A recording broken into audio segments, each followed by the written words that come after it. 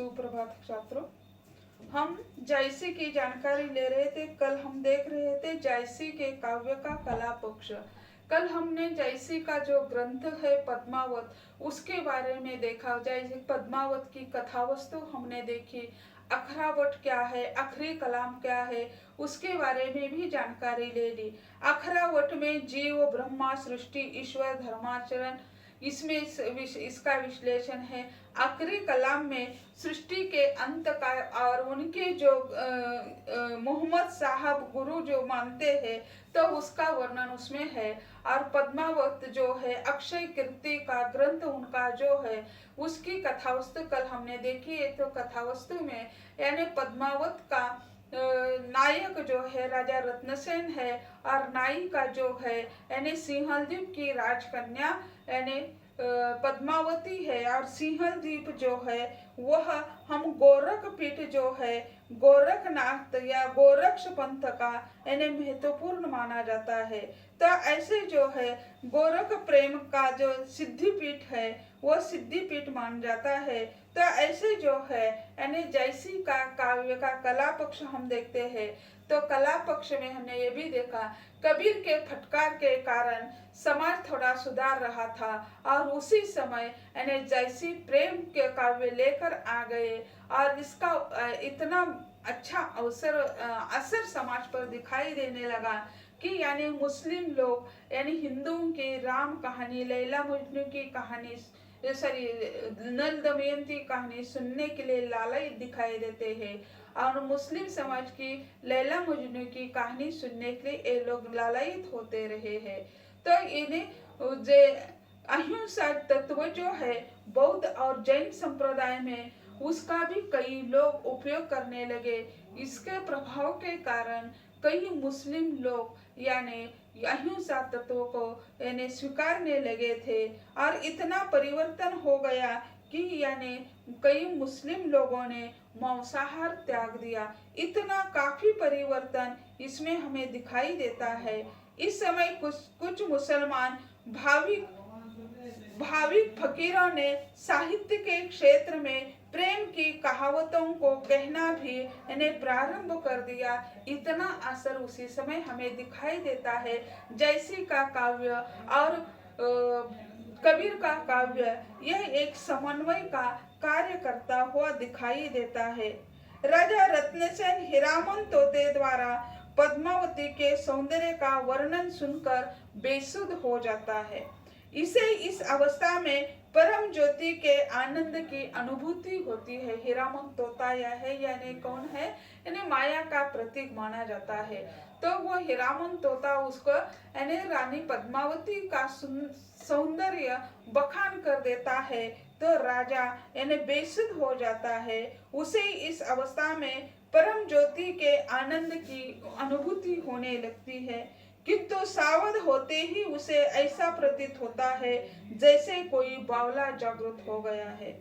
रत्नसेन नवजात शिशु के समान रोता हुआ कहता है, हाय मैंने ज्ञान खो दिया है, मैं अमरलोक में जाकर फिर मृत्यु लोक में पहुंचा हूँ। जायसी ने प्रकृति के कनक कनक में परोक्ष ज्योति एवं सौंदर्य का साक्षात्कार कर दिया है।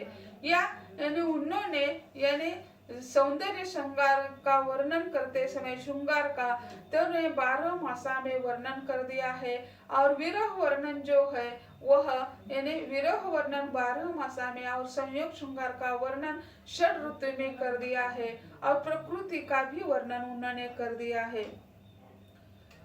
उनका कथन परमात्मा हृदय में है, केवल उसका साक्षात्कार करने वाले की जरूरत है। यानी जैसे हिरण का उदाहरण हम लेते हैं, हिरण के नाभि में ही कुंडलिनी यानी कस्तूरी बसी हुई होती है लेकिन हिरण को पता नहीं होती है।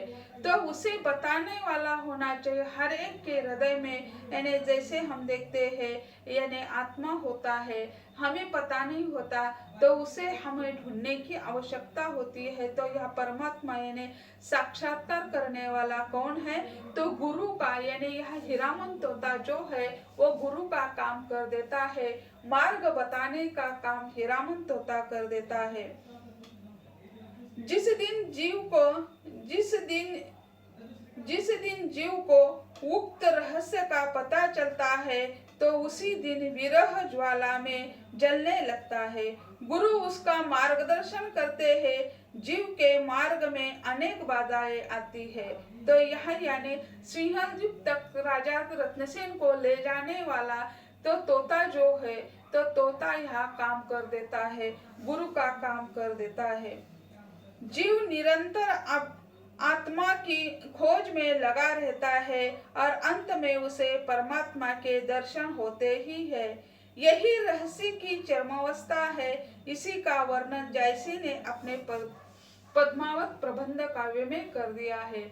उनका जब वो हीरामन तोता उनका पद्मावती का वर्णन कर देता है तो राजा बेसुध हो जाता है। फिर क्या है, उसको मिलने की आकांक्षा रखता है और उसे सिंहलद्वीप तक ले जाने का कार्य ये हीरामन तोता कर देता है और बाद में अंत में यानी पद्मावती से उसका मिलन हो जाता है, यानी उनका विवाह हो जाता है, मिलना।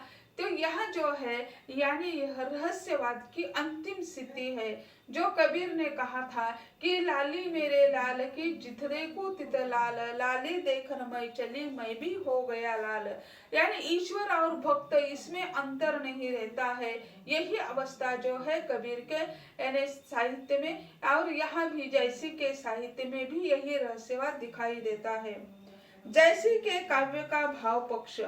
जैसी के काव्य में अनेक रसों का परिपाक हुआ है, किंतु उनके काव्य में श्रृंगार रस को प्रधानता है। यानी श्रृंगार रस के दोनों भेद जो है संयोग श्रृंगार और वियोग श्रृंगार, उसका पूर्ण परिपाक पद्मावत में हो चुका है। उनके काव्य में विप्रलंब श्रृंगार दोनों का भी सुंदर निरूपण हुआ है। जैसी का वियोग वर्णन हिंदी साहित्य की अमूल्य निधि है। यानी विप्रलंब श्रृंगार यानी वियोग वर्णन जो है, तो यानी हिंदी साहित्य में यह विप्रलंब श्रृंगार यानी वियोग वर्णन अत्यंत अच्छा बन गया है। और उसी तरह बिहारी ने यानी उसकी कॉपी करने का प्रयत्न कर दिया, लेकिन वह एक खिलवाड़ मात्र बन गया है। जैसी का विरह वर्णन जो है वो उच्च कोटि का बन गया है और बिहारी का विरह वर्णन जो है एक खिलवाड़ मात्र बन गया है। लेकिन यह हिंदी साहित्य का यानी विरह वर्णन वाला काव्य जो है पद्मावत अच्छा बन गया है। वेदना का जितना निरीह मार्मिक गंभीर निर्मल एवं पावन स्वरूप जैसी के विरह वर्णन में मिलता है, नागमती का विरह वर्णन हिंदी साहित्य में विप्रलंब श्रृंगार का उत्कृष्ट उदाहरण है। सूफी कवि होने के कारण जैसी का भावुक हृदय भी प्रेम की पीड़ा एवं विरह वेदना में पूर्णता निमग्न दिखाई देता है। यानी जैसे हम देखते हैं जैसे हम देखते हैं वह उनका साहित्य जो है वे जैसी सूफी कवि होने के कारण उसमें भावुकता ज्यादा है। इसी कारण यानी नागमती का विरह वर्णन जो उन्होंने कर दिया है वह अत्यंत भावनिक हो गया है। और ऐसा कृति तो होता है कि जैसी के हृदय विरह वेदना स्वयं स्फूर्तिमान हो उठी है। जैसी के विरह वर्णन में वेदना व्यथा और पीड़ा का आधिक्य है। उनकी विरह व्यथा से जड़ चेतना सभी प्रभावित जान पड़ते हैं। पद्मावत में विरह के नाना रूपों की मर्मस्पर्शी अभिव्यक्ति हुई है। जैसे वह काक को यानी कौवे को नागमती कहती है, पिवसु कहे हु संदेशड़ा हे भौरा हे काग, सो धनी विरहे जरी मुई ते धुआं हम लाग। वो कहती है कि संदेश यानी संदेश भेज दो। यानी संदेश परंपरा जो हम देखते हैं कालिदास के साहित्य में भी संदेश परंपरा है। यानी वह कालिदास ने भी संदेश परंपरा का वर्णन कर दिया है। और यह नागमती के माध्यम से यानी भौरे को काग को वो कहती है कि यानी प्रिय को संदेश भेज देना हे भौरा हे काग, वही तुम्हारी स्त्री विरह में जल रही है मर रही है, उसका धुआं हमें लगा है, इसी कारण हम काले हैं। यानी कौवे के द्वारा भौरे के द्वारा वह यानी क्या कर देती है संदेश भेजती है। यह तन जारो छारे कय, कहा की पवन उड़ाय, मकुती ही मार्ग उड़ी परे, कंत परे धरे जहां पाय। तो फिर वह हवा से भी आह्वान कर देती है, यानी बहने वाली हवा है, उसे वह कहती है कि मेरा यह शरीर जल कर राख हो जाए, हे पवन इस राख को उड़ा दे, जिस रास्ते से मेरे प्रियतम जाएंगे उस मार्ग पर मेरी राख रख दीजिए। जैसे माखनलाल चतुर्वेदी की एक कविता है पुष्प की अभिलाषा।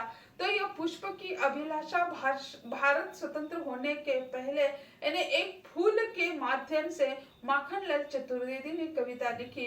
फूल कहता है कि मुझे यानी ना भगवान की मूर्ति पे चढ़ाओ, ना मंदिर पे चढ़ाओ, मुझे उस रास्ते पर ले जाओ जिससे भारत भूमि को स्वतंत्र करने के लिए जो सैनिक जा रहे हैं उनके पांवों तले मुझे फेंक दो। यानी पुष्प कहता है, यानी पुष्पों के माध्यम से माखनलाल चतुर्वेदी ने अपनी भावना प्रकट कर दी है। उसी तरह वह कहती है कि यानी मेरा यह शरीर जलकर राख हो जाए, और पवन से कहती है कि मेरी राख को उठा लो और जिस रास्ते से मेरे पति जा रहे हैं उस रास्ते पर मेरी राख को डालो। यानी उसके पवन जो है, मुझे पवन का स्पर्श मेरी राख को होगी, यानी उससे मैं मेरा सौभाग्य मान लूंगी।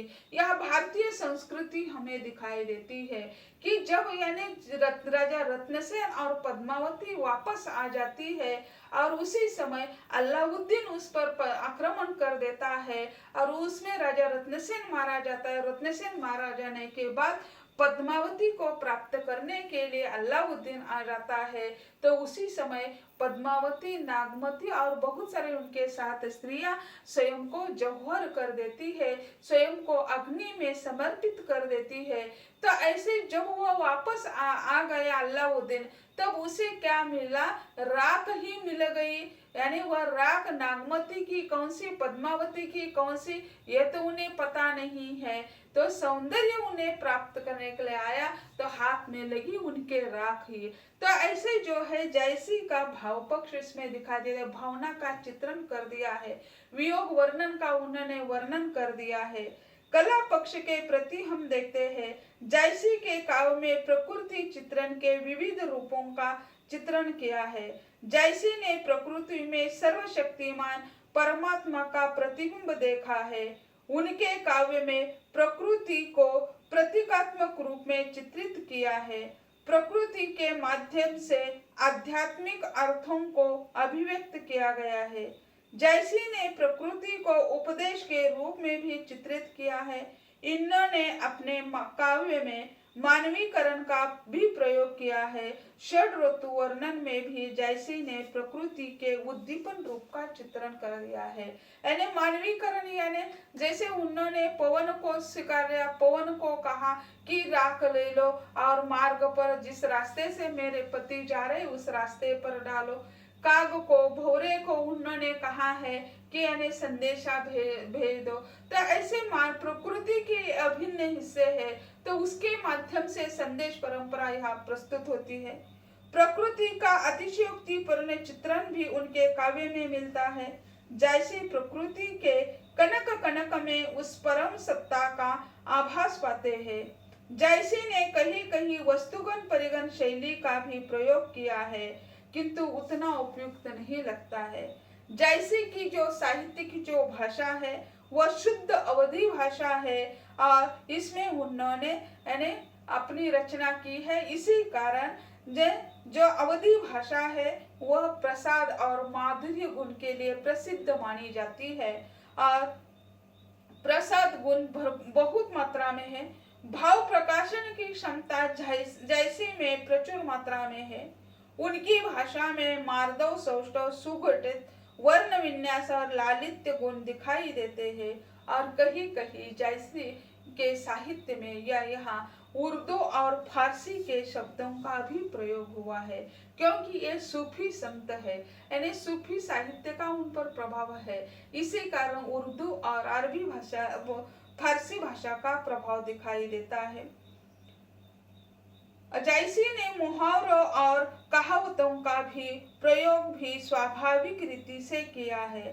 जायसी के काव्य में सभी अलंकारों के प्रदर्शन होते हैं या सभी अलंकारों का दर्शन होता है, किंतु उनके सादृश्यमूलक अलंकारों का बाहुल्य है।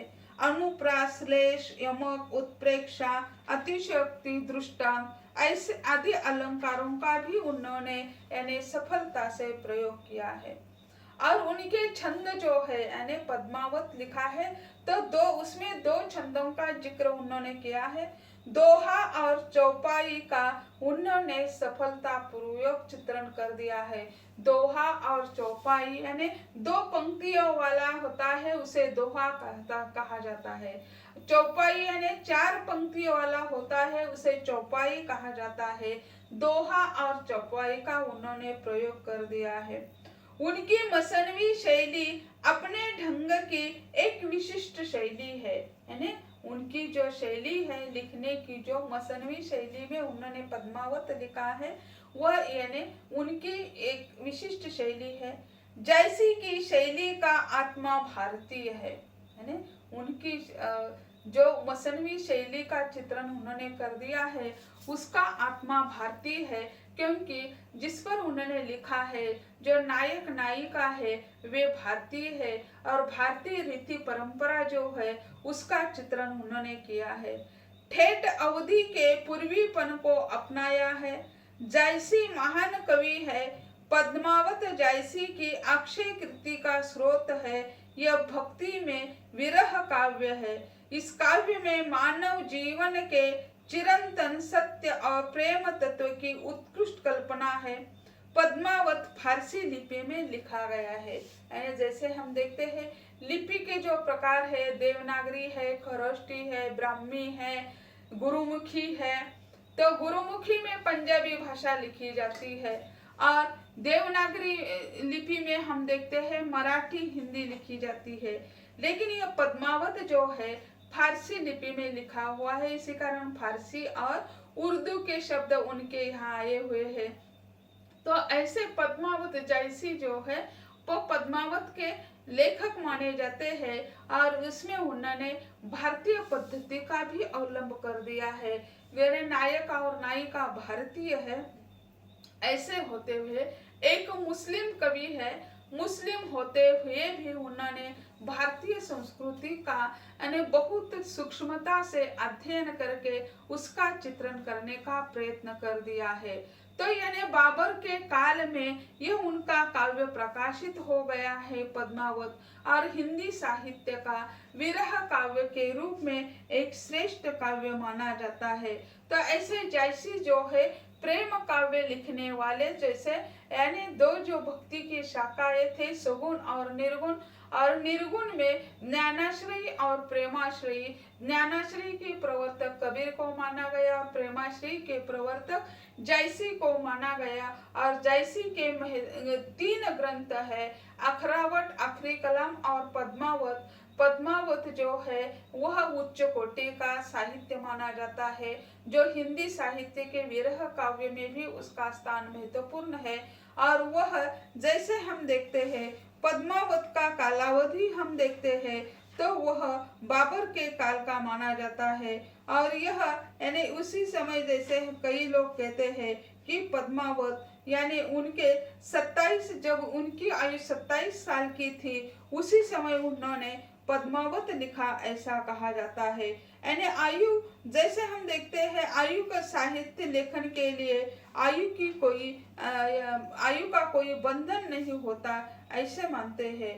तो ऐसे जो है यानी प्रेम भक्ति का निरूपण करने वाले, प्रेम मार्ग का निरूपण करने वाले जायसी जो है वह यानी एक श्रेष्ठ साहित्यकार माने जाते हैं और सूफी साहित्यकार भी माने जाते हैं। और सूफी साहित्य का प्रभाव इनके साहित्य पर दिखाई देता है। तो ऐसे यानी यहाँ यानी निर्गुण भक्ति की विशेषताएं समाप्त हो गई। और निर्गुण भक्ति के जो कई कवि है 2 अध्ययन के लिए रखे गए हैं, कबीर और जायसी, वे यहाँ पे समाप्त होते हैं। आगे हम अगले लेक्चर को यानी जैसे हम देखते हैं निर्गुण भक्ति जो सगुण भक्ति जो है, सगुण भक्ति में राम भक्ति शाखा और कृष्ण भक्ति शाखा। राम भक्ति शाखा के प्रवर्तक तुलसीदास, सगुण और जैसे कृष्ण भक्ति शाखा में सूरदास और सगुण भक्ति शाखा की विशेषताएं, ये अलग अलग टॉपिक हमें देखना है। और अगले लेक्चर में हम यानी सगुण भक्ति शाखा जो है, सगुण भक्ति शाखा के बारे में चर्चा करेंगे। धन्यवाद।